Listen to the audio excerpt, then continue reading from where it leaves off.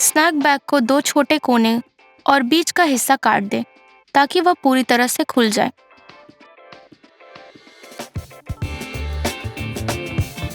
यदि आप जमे हुए पैकेज को इस्तेमाल करना चाहते हैं तो बैग खोलते समय बीच में एक लहर के साथ काट लें और बैग को दोनों हिस्सों से बांध लें। यदि आप बर्फ के सांचे में पानी डालते हैं तो आपको बहुत सारे छींटे मिलते हैं। बड़े स्टेशनरी क्लिप को स्टैंड के रूप में इस्तेमाल किया जा सकता है। एक हिस्से में नेल पॉलिश की एक पतली परत लगाएं। इस्तेमाल के बाद पंच को धो लें और निचोड़कर स्टैंड में रख दें। मैदानी परिस्थितियों के लिए आप एक साधारण प्लास्टिक की बोतल को एक कप बना सकते हैं। बोतल के ऊपरी हिस्सों को पूरी तरह से काट दें। किनारों से कुछ सेंटीमीटर मापने के बाद पूरी तरह से एक चीरा लगाएं और इस रिंग को ना काटें। बोतल के नीचे की ओर बढ़ते हुए उसे चौड़ाई की एक पट्टी काट लें। अब रिंग को पलटें और बोतल के नीचे रख दें। किसी भी बड़ी डिनर सेट को रखने के लिए बहुत स्थान लगता है। यदि आप डिनर सेट को इस तरह से मोड़ते हैं तो यह बहुत कॉम्पैक्ट हो जाएंगे।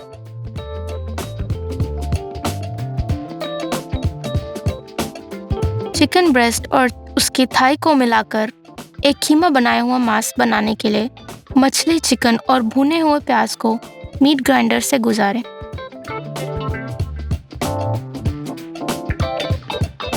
कीमा बनाया हुआ मांस में नमक डालें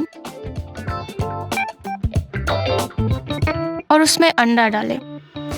इसे अच्छी तरह मिलाएं।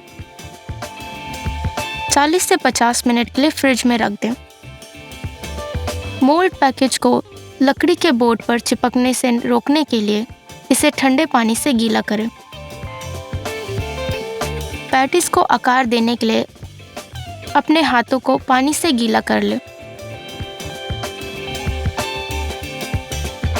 कटलेट को चावल के आटे से रोल करें और थोड़े से तेल में तल लें।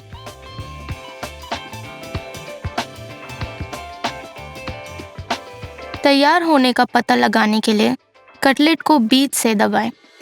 अगर यह नरम है तो ये तैयार नहीं हुए हैं।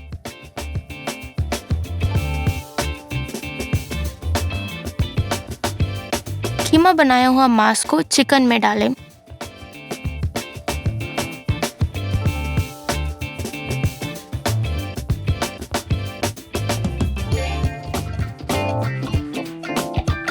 यहाँ बिना सिरका मिलाए उबले अंडे को पकाने का एक शानदार तरीका है। उबलते पानी में एक छोटा कटोरा रखें, उसमें अंडा डालें और 2-3 मिनट तक पकाएं। कटोरे को एक प्लास्टिक के चम्मच से उठाएं। प्याज को स्टोर करने के लिए एक इलास्टिक स्टॉकिंग का इस्तेमाल करें और इसे एक सूखी ठंडी जगह पर रख दें। यदि आपको थोड़ी मात्रा में अनार के रस की ज़रूरत है तो इसे एक लहसुन प्रेस का इस्तेमाल करके निचोड़ लें। ब्राउन शुगर को जमने से रोकने के लिए सूखे संतरे के छिलके इसमें डाल दें। किसी भी छोटी गर्दन वाली बोतल में तेल डालने के लिए 2 चॉपस्टिक का इस्तेमाल करें।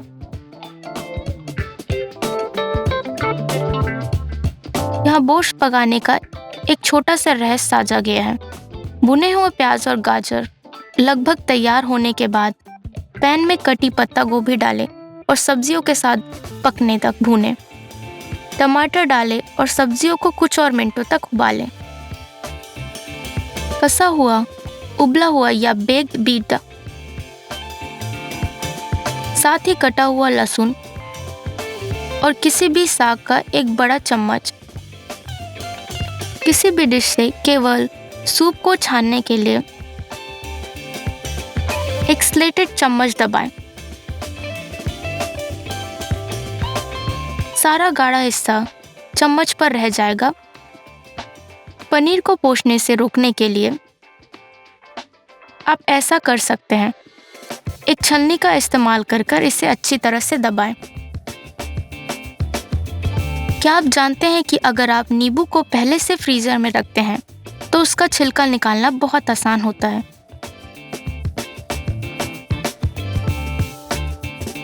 जमे हुए नींबू का रस निकालना भी बहुत आसान है। सब्जी और फलों के लिए डिब्बे को कागज के तौलिए से ढक दें। बेकिंग सोडा की एक पतली परत छिड़के ऊपर तौलिए की दूसरी परत डालें। ताज़ी सब्जियों और फल डिब्बे में डालें। ताज़े खीरे को बेहतर रखने के लिए प्रत्येक खीरे को कागज के तौलिए से लपेटें।